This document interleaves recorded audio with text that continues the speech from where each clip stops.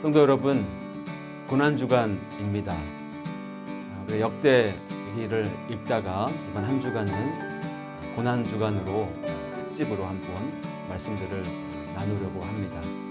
부활의 기쁨을 누리기까지 예수님이 걸으셨던 한 주간의 발자취를 돌아보면서 우리의 신앙을 새롭게 다잡는 그런 은혜가 우리에게 있기를 기도합니다.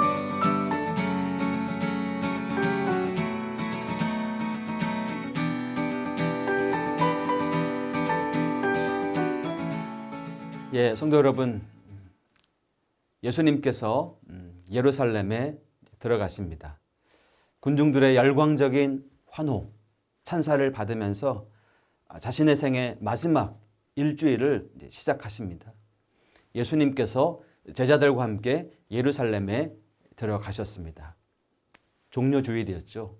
그리고 그 다음 날 월요일에 예수님께서 배가 고프셨다고 합니다.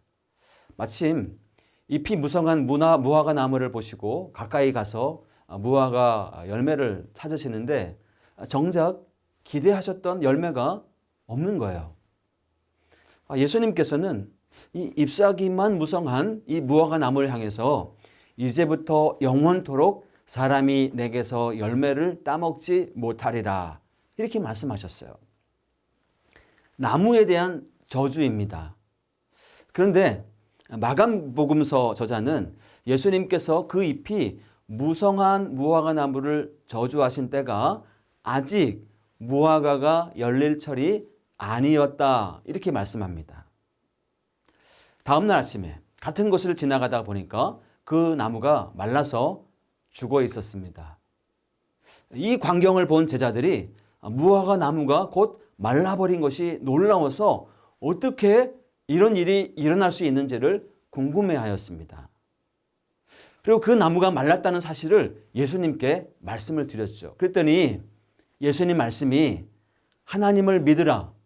내가 진실로 너희에게 이르노니 누구든지 이 산더러 들리어 바다에 던지우라 하며 그 말하는 것이 이룰 줄을 믿고 마음에 의심치 아니하면 그대로 되리라. 이렇게 말씀하셨어요. 여러분 어떻게 이 말씀을 받아들이시나요? 지금 예수님과 제자들 사이의 대화가 전혀 마음에 불편함 없이 이렇게 받아들여지십니까? 좀 예수님이 너무 과하게 하신 거 아닌가 이런 생각이 들기도 하나요? 제자들은 무화과 철도 아닌데 무화과 나무 열매를 찾으시는 예수님의 이 굉장히 예외적인 행동에 관심을 가지기보다는 무성한 잎의 무화과 나무가 예수님 말씀 한마디에 말라 죽어버리는 이 능력에 관심을 가지고 있었어요. 그리고 예수님께서는 한 걸음 더 나아가서 의심하지 않고 믿기만 하면 이 정도의 기적뿐만 아니라 산을 뽑아서 바다에 던질 수도 있다. 이렇게 말씀합니다. 우리들은 궁금합니다. 예수님은 왜 무화과가 열릴 철이 아닌데 무화과 열매를 그 나무에게서 찾으셨을까? 무화과 철이 아닌 때 무화과 나무를 찾는 것이 잘못이지 왜 애매하게 열매를 맺을 철이 아닌데 이 무화과 나무를 저주하셨던 걸까? 예수님은 어떤 마음으로 이런 행동을 하신 것일까 궁금합니다. 자, 이 답의 실마리는요, 예루살렘 부근에서 자라나고 있는 이 무화과 나무의 생리에 있습니다. 여러분, 예루살렘 주변의 무화과 나무는요, 일반적으로 3월달, 4월에 잎이 파릇파릇 돋기 시작합니다. 그리고 열매를 맺는 것은 잎이 무성하게 자라는 6월과 7월경이에요. 그러니까 3, 4월에 잎이 막 나다가 6, 7월에 잎이 무성하게 나고 그러면서 무화과 나무 열매가 맺혀지게 되는 거예요.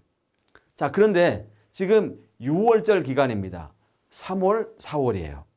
무화과 철도 아닌 6월절 기간에, 그러니까 잎이 무성한 무화과 나무, 이것도 굉장히 예외적인 현상이다 이 말입니다. 열매, 무화과철이 아닌 때에 열매를 요구하고 계신 예수님도 조금 의외이지만, 열매철이 아닌데도 잎이 무성한 이 나무도 굉장히 예외적인 상황이에요. 지금은 무화과철이 아니다라는 것은 열매를 맺을 철이 아니라는 것뿐만 아니라 잎이 무성할 철도 아니었다 이 말입니다. 잎이 무성한 철도 아닌데도 불구하고 잎이 무성했다면 비록 무화과철이 아니라 하더라도 보는 사람이 열매가 있겠구나 기대하는 것은 당연지사예요. 그런데 이 저주를 받은 나무는 잎만 무성했지 열매를 맺지는 않은 것입니다. 허장성세, 그런 말 있죠. 거품만 요란했다 이 말입니다. 예수님께서는 철도 아닌데 잎사귀만 무성해가지고 마치 그 속에 열매가 가득 달렸을 것이라는 헛된 희망을 주고 있는 당시의 유대 종교를 책망하고 계신 것입니다. 사랑하는 성도 여러분, 혹 우리는 잎사귀가 아주 무성한데 믿음의 열매를, 신앙의 열매를 맺지 못하고 있는 것은 아닌가, 우리 자신을 돌아봐야 하겠어요. 오늘 한번 우리 묵상하고 우리 자신을 돌아보는 하루가 되기를 기도합니다. 우리 함께 기도하겠습니다. 하나님 아버지, 열매 있는 그리스도인들 우리 모두 되게 하여 주옵소서. 성령의 열매를 맺어가는 우리 교회 공동체가 되게 하여 주옵소서. 오늘 이 이야기를 함께 읽으며 우리 자신을 돌아보고 우리 교회를 더욱더 새롭게 바라보며 기도하는 하루가 되게 하여 주옵소서. 예수님의 이름으로 기도하옵나이다.